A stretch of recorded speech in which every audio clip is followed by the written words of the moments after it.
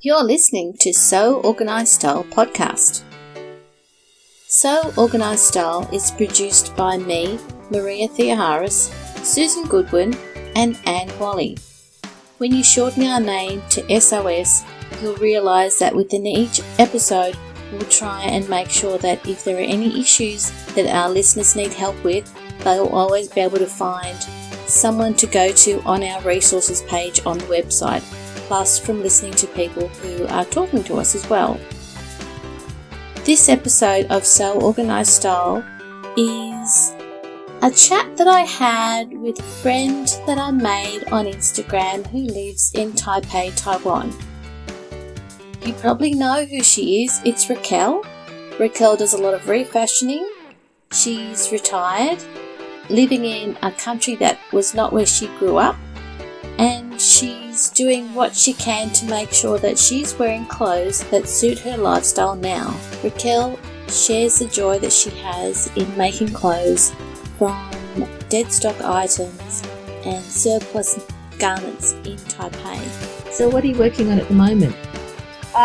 Well, I've been trying to do a vintage pattern, and the pattern I picked is just very simple, 8811. Just has the kimono sleeve and a flared skirt or a circle skirt.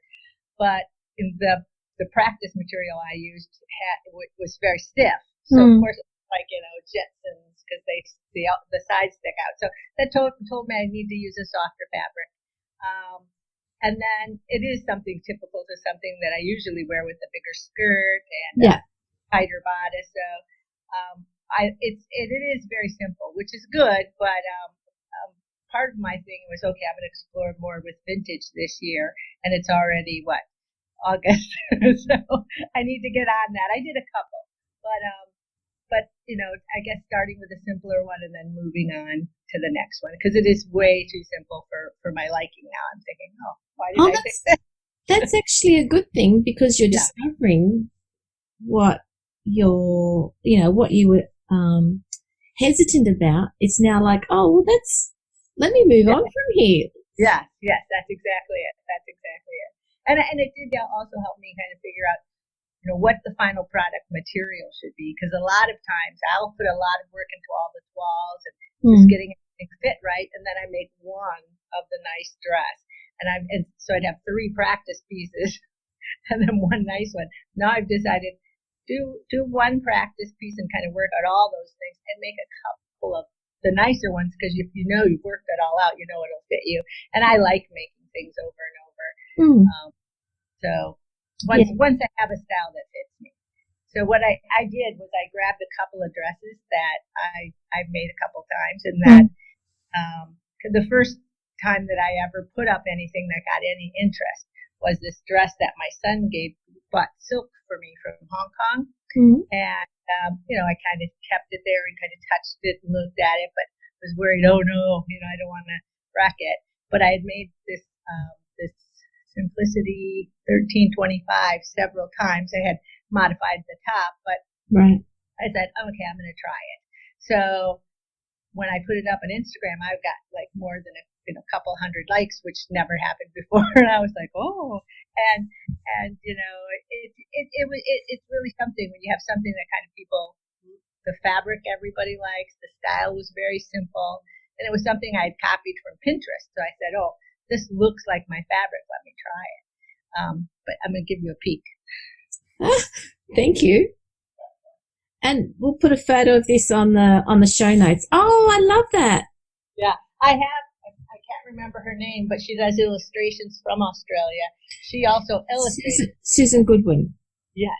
So when she put it up on her illustrations, I almost fell over, because that was one of the first things I had done that was a little different. You know what I mean? That caught some attention. Yes.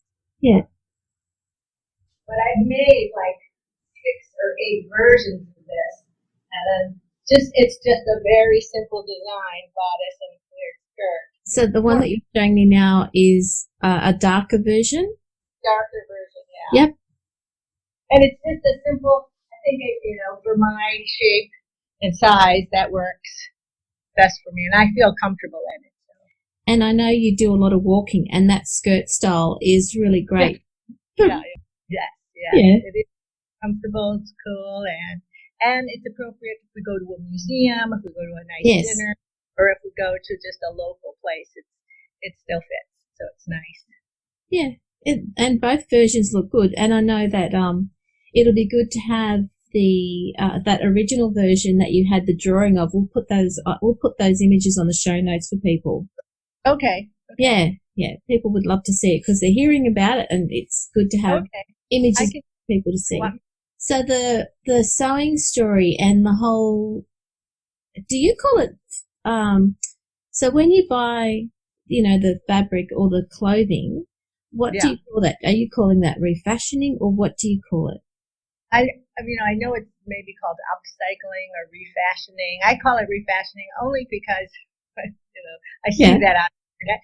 But, once I have always had an eye for, even before I started sewing when I was back home in the States, I said, oh, that would really look cute if they had done, chopped off the bottom and add different panels or whatever.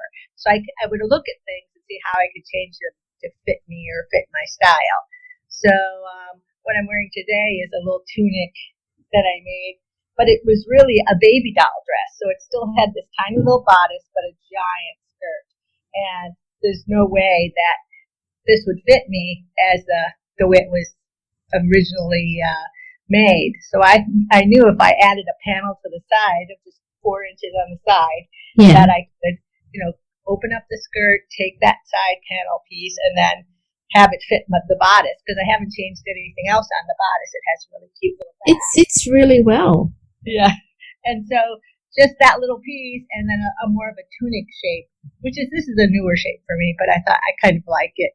And I have a few of these. I mean, I buy these dresses, these tiny little baby doll dresses, because they have a big skirt and a lot of fabric at the bottom. Mm. And my husband sees me walking with these, and he's like, what are you going to do with that? There's no way it's going to fit. But, he's seen now that I could kind of fool around with them and make them fit, make them work. Because he's seen the original, and then he's seen the one that you're actually wearing out and about in Taipei. That's right. Doing your normal thing. And he's... Well, usually we work in the day, he reads, he plays music, and I go sew in my sewing room, and I come out and show him what I'm working on a couple of times, and then by the end of the day we're ready to go for a walk, and we say, okay, we're going to take a picture, and the light's usually good at 4 or 5 in the evening, and we kind of think, okay, which background would look nice, which part of the neighborhood, is there a storefront, or is there a nice garage, has a shiny door, so we'll stop there and take a few pics, and he's really good about and having patience with me and making me laugh, so then that shows up in the picture. It does, it really does, and you've got such a good array of places that you can take the photos. Just from looking at your Instagram, it's so obvious that you live in quite a vibrant area. Yeah. Yeah, the door fronts, the flowers. Yesterday we just saw just a wall of blooming yellow flowers. Of course, it really didn't go with what I was wearing, but it goes with everything because it was so beautiful. So it was great, Yeah. Oh, good. And so your sewing journey, when did that start? Well, when we retired here in 2012, 2013, I think. Anyway, when we retired here, at home, my kids are all grown. I was teaching, and for fun, for recreational shopping, I'd go to the different stores and shop and find little outfits.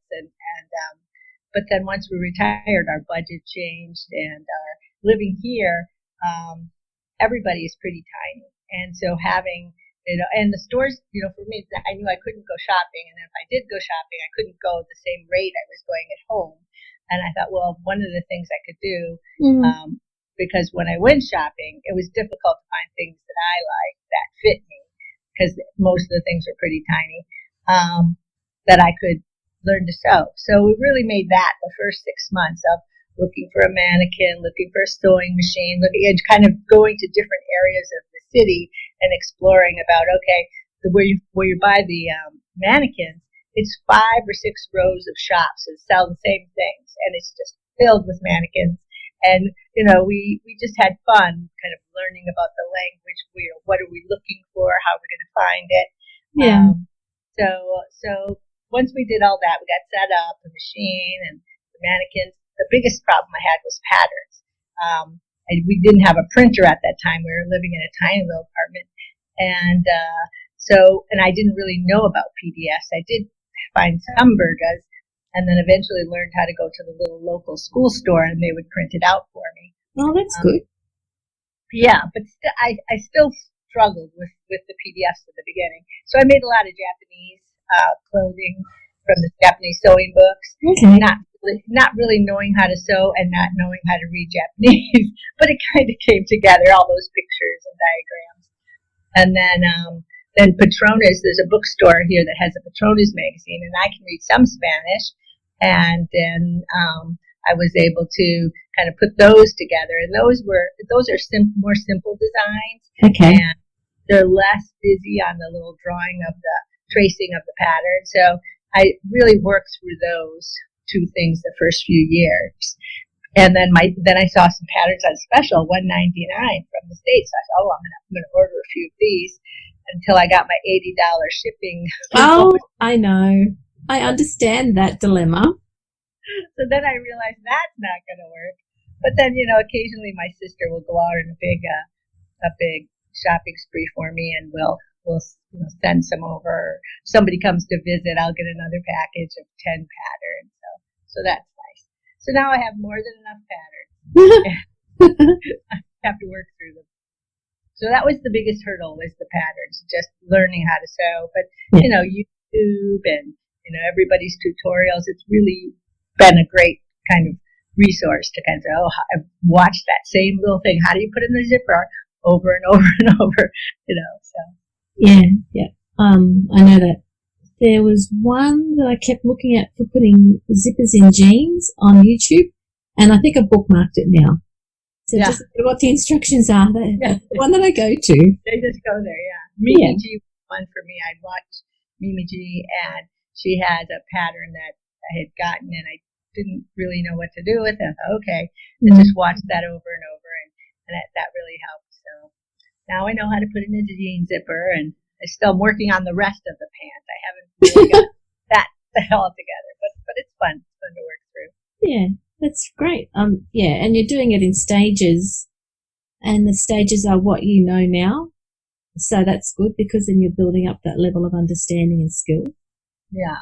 And I like finding. Well, I found this winter where a lot of Chinese cheongsams, which are traditional Chinese dresses. Yes. And a lot of them they're not factory made, they're handmade for a person. So just opening them up and looking at the insides to see how they're made and to see all the work that goes into them, it's been great. And when I was in this winter, I just got into velvet, and I found all these velvet dresses, and they were $6 a piece for long dresses. And so I could buy 2 black ones and make myself a dress, or buy, just different things that I could put a lot together with velvet that I didn't even think I could try. So the refashioning this winter really took off, was with the velvet. Yeah. And velvet can be a little bit tricky. So it was good that you were getting sort of the ready to wear sort of quality velvet, rather than sometimes when you buy it off the roll, it's not really that quality. Yeah. Right. Yeah, that's one of the things about refashioning is you can find really nice quality fabric and then use that to make your own little project. So I can show you 2 of the refashionings. Do you want to see those? Yeah. Let's have a look at them. Okay. And we'll put them on the show notes. Okay. Yeah. It has a linen skirt which has all these little appliques on it. It's really cute. And it's originally, most of these dresses are like this. They're originally, this is the bodice, but I took the bodice off. And then again, I added a panel to the side. Yep. So that you've got the width there. Yeah. And then when I saw this lace top, I just thought, let me see if I could chop that in half and throw it on there. And it fits beautifully. Linen is so nice. It's just a nice quality. So that's been fun. And, lace is something you can always use. Now this is Yes. This store, he's really good about just having hundreds of the same type of item. So when I saw this fabric, Yes. Yep. little chiffony skirt, thinking, what am I going to do with this? But I bought like 10 of them, but different ones with different colors, and so they'd match up. And so I knew if I put 2 of them together, I'd have enough skirt. And then this lace top is pretty over the top. I mean, it's gorgeous. Well, it's a little much, but I thought, okay, as a tiny bodice, it would probably work with this. And when I went home to visit my cousins and my sisters, were all just like, isn't that just so different? They liked it, but it's a little over the top. It's a fun dress because it also has the handkerchief hem and all these features that, if I would have put in all the time to do that. I know. It would have taken you like days. Yes. But now I kind of look at these and say, okay, how can I learn from this? What can I do to and my sister, who I recently went home, and my sister was a big sewist, and she died recently. So her husband said, come and look through her things and whatever you like. Well, she has a pattern of handkerchief hem skirts.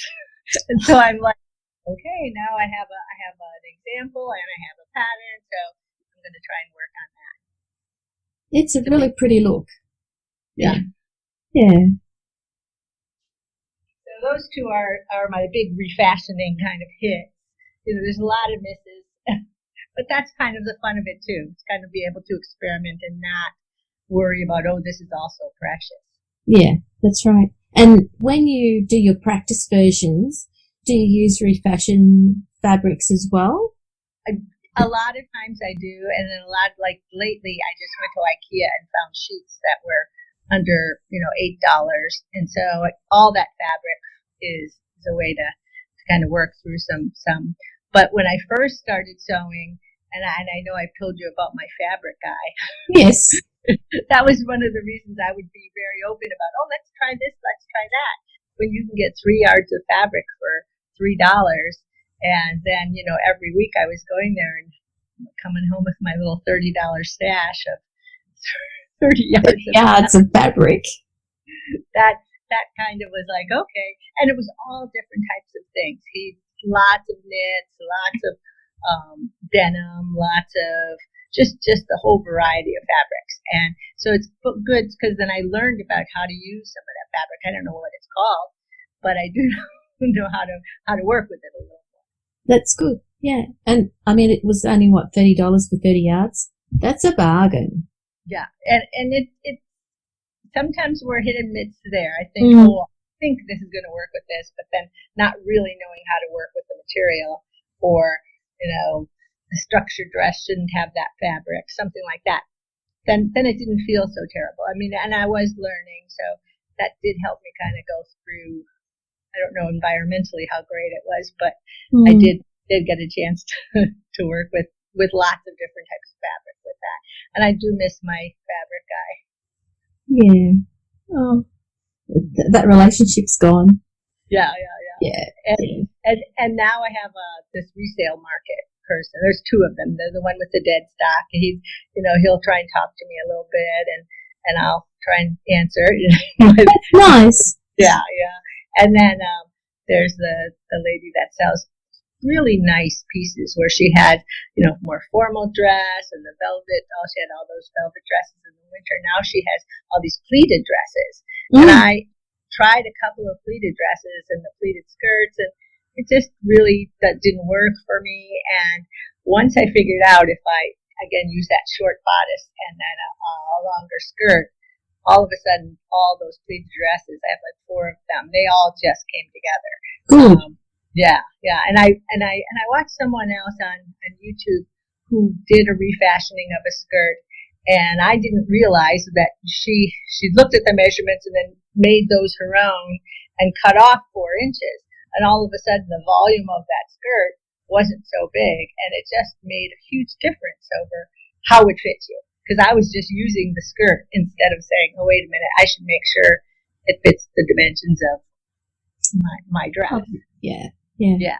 I ended up buying some, when I was in Hong Kong, I bought some micro-pleated fabric, and I still don't know what to do with it, because I know that your style is more flowy, whereas mine tends to be quite fitted. So I'm racking my brains as to what to do next, but I think it'll come.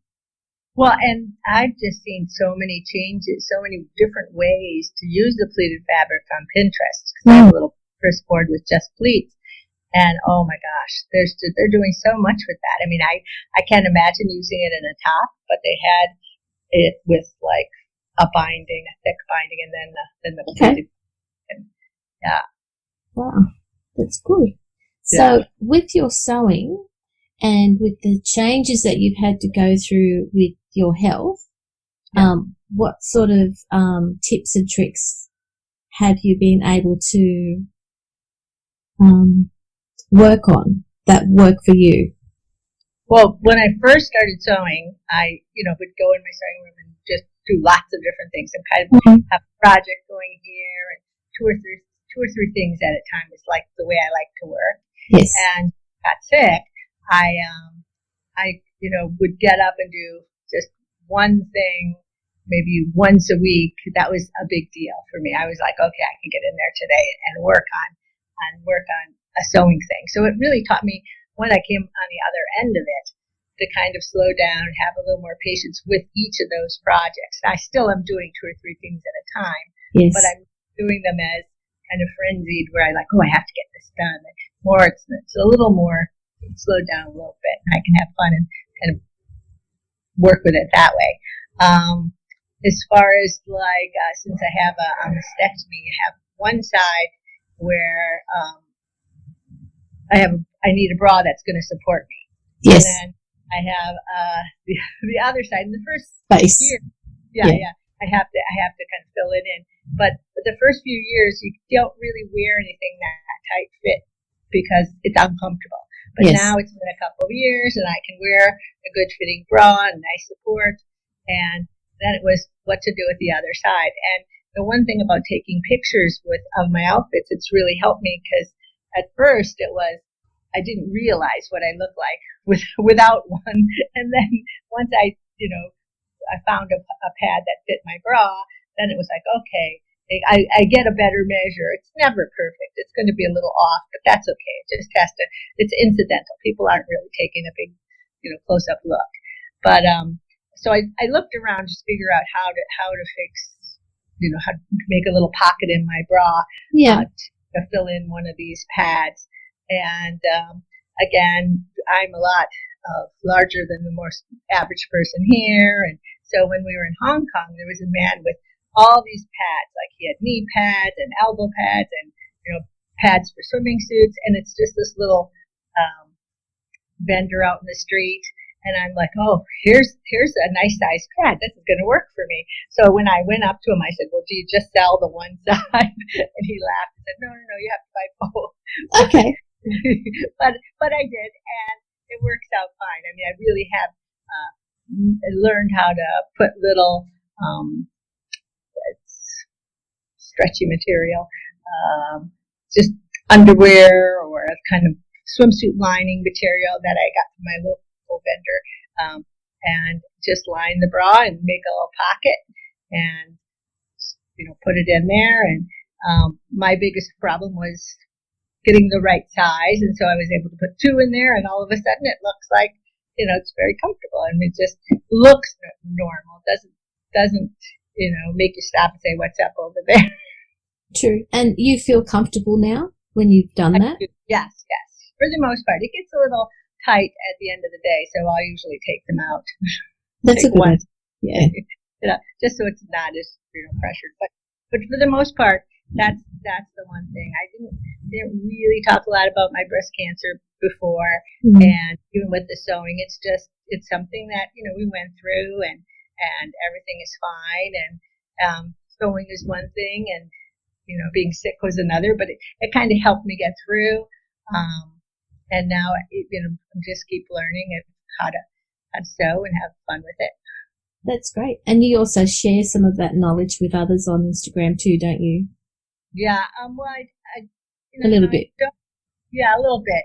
There's a Facebook group, Flat and Asymmetrical, and then there's a friend I've met, Barbara Markser. She has a blog called Patter. So Okay. she had a double mastectomy, and she talks about how she modifies her dresses to fit her new shape. And so it is nice to kind of connect with other people and see how, like, one of the first things when I was going to go swimming, I didn't have a clue about, what to do with my swimming suit. And she recommended that I use one of those scrunchies, body wash things. They're all kind of like a net. Oh, yes. And she said, because if you put that in your swimming suit, it's going to drain right out, but it's still going to keep the shape. And that's been great. I've been using that for the last few years to, just for your swimming. Yeah. Keep the shape while I'm swimming. Well, I don't really swim, but while I'm in the water. That's good. And look, you're doing a lot of, you're sewing, you're making sure that you're healthy and that when you're out and about, you feel comfortable and that makes you feel good. Yes. Yeah. No, that's great. That's really good. Good. Cool. Was there anything else you wanted to share? Well, I wanted to share some of my more wackier makes. Oh, yes, please. Because part of these things is like I made a dress and it just didn't work, and I made another dress, or I bought a dress. I thought, oh, these will look great together, and then they didn't work. So I like to. Nothing's ever done. If I think, oh, that just didn't work, I'll keep going back to it and pull it back out and kind of reconfigure it. So this is one of my favorites. So we're about to look at some of Raquel's wackier makes. It's when I got into this little overskirt thing. That's the other thing I've been doing, is adding a little overskirt. I have this gingham dress that has a little overskirt. That's a favorite. But one of the first things I did was it's a sheer fabric. So and I got this from Hong Kong, and I thought, oh, I just had those two together. But then when I saw this at the thrift market, I thought, oh, this would be fun over it. And it's a little different. It's a little different, but the colors are cohesive. The colors and the fabric, everything works together. It does. Yeah. Okay, great. Wacky number. Is there another one, or was that the only one that you wanted to show? Well, the gingham one, I with the overskirt is something that kind of came together. That's in the other room. But do you know which one I mean? Yeah, you wore it overseas when you were on holidays. You had some shots of that, yeah. So we'll include that one. Okay. Yeah. But for the most part, it's been fun. It's a fun kind of. It's fun having something to work on, something to kind of have a creative outlet. It doesn't have to be, such a big deal, but it is nice to kind of think, oh, what am I going to work on today? What's my plan? Especially being retired and being far away from everybody in our family. It's nice to have something to kind of work on. Yeah. Oh, now I'm going to tell you one more thing. My granddaughter's dress. I made her a lot of really cute little dresses when she was younger, and the tulle and little princess type, and she would wear them, maybe when she was 5, up until when she was 5 or 6, and now that she's older, it's a little bit more picky about, she'll ask for something, but then it doesn't really fit to what she wanted. So she comes over every Sunday, and so we decided to work on it together this week. So I had a couple of bodices already cut, and we picked out fabric we liked, and then tried to kind of puzzle them together. But then when she told me I want a one-shouldered ruffle top, I was just, okay. And my husband thinks there's probably a superhero or a cartoon or somebody that has a one-shouldered thing. So we thought, okay. But as we were working through the ruffle, she's like, I don't know about that. Or as we're kind of putting the skirt together, she was like, okay. But once it all came together, she just lit up, and it just worked out so beautifully. And it fit her fine. I mean, the back seam is a little crooked, but I felt like I needed to make sure that shoulder didn't fall down. Oh, I know. Yeah. Yeah. So, but otherwise, it was so delightful to see her so happy with something she had imagined. And because she's seen me sewing all these years, that. She goes, "Oh yeah, Grandma, can you put that together?" That was just so much fun. Yeah, it would have been fun. And she looked like the dress that you showed me, the one shoulder dress. She looked great. It was really, it suited her to a T. Yeah. It really did. It's just, she just walked around, and generally, she'll try it on for Grandma, maybe. But this time she didn't want to take it off. So that was nice. Old star for Grandma. Yeah. So that was cool. Oh, cool. So how are you going with your Minerva projects? Well, I think I'm still having trouble seeing what fabric looks like online. Mm-hmm. So my first project, I bought, I ordered a panel. Yep. Yeah, and the panel I was really interested in was the floral bottom, and I thought, well, I could use that. Just use the bottom, and it has these women in the center of it. But I was really focused on the floral and tried to get. So I learned a lot from it. Let's say. Yes. But it didn't turn out exactly, and the weight of the. So, anyways, it wasn't as successful as I'd like. But then the second one was much better. Now I'm using a pattern and the other one was a pattern I was just starting to use, and I didn't get the fit right on it, and I didn't have quite enough fabric to make it all come together as well as I'd like. But the second one is a pink gingham, and that's, I like gingham, and yes, I like and I'm using that dress pattern and I should probably check the number because I'm always bad with that too. I think it's Simplicity 1325, that same kind of fit and flare dress, and it just works great. I'm very pleased with how that looks. So there's that. And then I did order something for Christmas, for the Christmas. So we'll see how that goes, because I kind of went overboard on that, going, oh yeah, I think I could work with this fabric. It's a learning experience when you're kind of like open to all these things, and if you get to choose one, and you're like, oh, how am I going to use it? Every single project is a learning experience, but it's fun. It's really been really fun. And now the first few times I picked really quickly, and I told myself, take your time, take before you really pick. And then when I did send in my choices, they were already gone. So then I had to kind of pick quickly, try to figure out which one I like. But it's exciting to see whatever comes, and the fact that it's coming from halfway around the world, it's very nice of them to include me in that. Yeah. And that was the other thing. I was surprised, just to be asked to do that and flattered, and that was very nice. And to be a pattern tester was really a fun opportunity, even though I hadn't made a dress with that kind of collar before, and I didn't have the right type of fabric. I was just learning through my toiles, going, I don't know if this is really for me, but in the end, it turned out great. That's good. Yeah. Yeah. Pattern testing's fun. And yeah, you do extend your skills. That's for sure. Yes. I mean, because you want it to look nice, you want it to be out there, and you want them to. The person who's putting all this work into their pattern to have something that they can use. It's just a nice experience. I've tried it. Check that off the list. Good on you. Oh, that's great. So, is it for you? It's now 10 o'clock in the morning. Is it time for coffee? Oh well, it was time. I woke up a little extra early so I could have my coffee because I had my coffee. I'm going to get my husband's breakfast and we'll have a second coffee with him. I'm hoping that's enough. If there's anything Plenty. Yeah.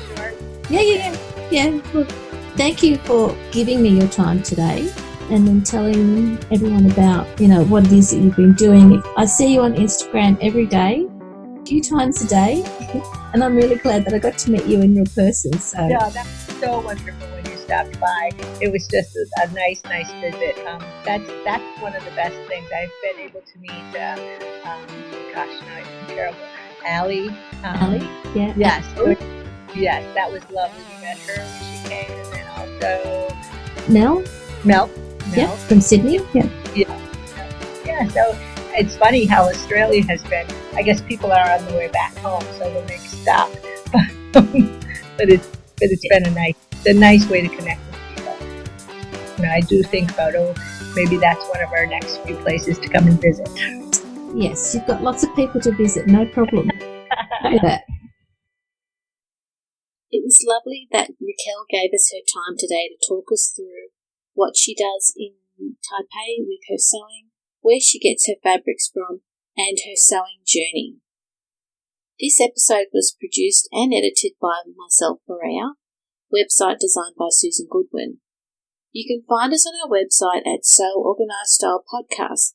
This episode and all the show notes and images and links are on our website. Go to our resources page for links to reputable organisations you can go to for help when you need it. Don't keep our podcast a secret. Tell your friends to listen to us. We're on iTunes and anywhere you can download good podcasts.